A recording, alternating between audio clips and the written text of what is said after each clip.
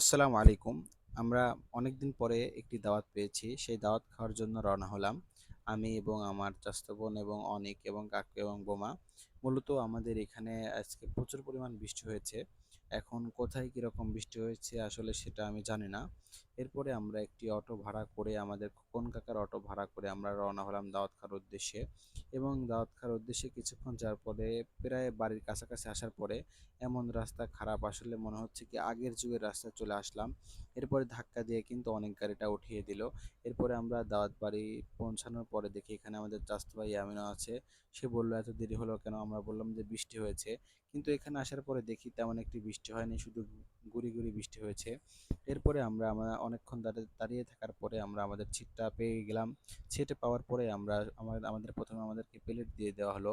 আমরা প্লেটটা সুন্দরভাবে ধুয়ে নিলাম। ধুয়ে নেওয়ার পরে আমাদেরকে গরম গরম ভাত দিল এবং গরম গরম ভাতের সাথে সবজি দিল। গরম গরম ভাত আর সবজিটা খেতে অনেক স্বাদই ছিল এবং অনেক টেস্ট ছিল। এই মনে করেছিলাম এই অন্য জায়গায় আর কি খাতে আসছে, এখন এদিকের রান্না কিরকম হবে। আলহামদুলিল্লাহ, এদিকের রান্না প্রচুর পরিমাণ ভালো হয়েছিল, অসংখ্য ভালো হয়েছিল এবং অনেক স্বাদ হয়েছিল। এরপরে আমাকে ক্যামেরাম্যান ভিডিও করছে, আমি ক্যামেরাম্যানকে ভিডিও করলাম আর ক্যামেরাম্যান হাসিয়ে দিল, বললো যে ভাই আমাকে ভিডিও করছেন কেন? বললাম ভাই আপনি যেরকম ভিডিও করে রাখবেন আমিও তো এরকম ভিডিও করে ছাড়বো, এই জন্য মূলত আপনাকে ভিডিও করে রাখলাম, আপনাকে তো কেউ ভিডিও আর করে না। এরপরে আপনারা দেখতে পাচ্ছেন কিন্তু গোস্ত কিন্তু পাত ভরা এক এক করে গোস্ত সাবার করছি। দুয়ারে মামাকে ডাক দিয়ে বলছে আরো দেন আরো দেন, ঠান্ডার সময় গরুর মাংস খেতে অনেক স্বাদ এবং এত সুন্দর রান্না হয়েছে আসলে আমি বলে বোঝাতে পারবো না।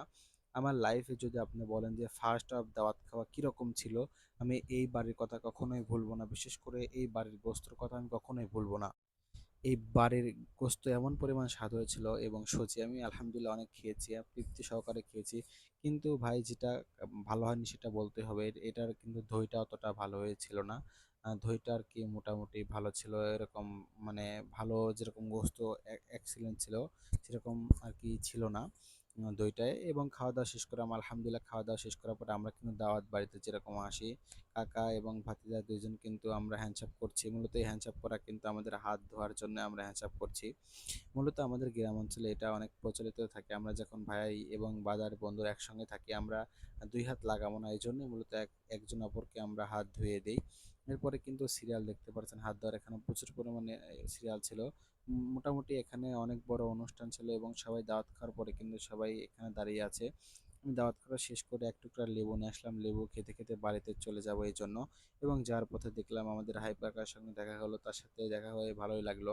এরপরে আমরা বাড়ির উদ্দেশ্যে রওনা হলাম। আজকের দাওয়াত খাওয়াটি আমার অনেক দিন নয়, সারা জীবনে মনে থাকবে। আসলে এরকম দাওয়াতের গোস্ত যে স্বাদ হয়েছে এরকম দাওয়াত কবে পাবো কিনা এখনো ঠিক নেই।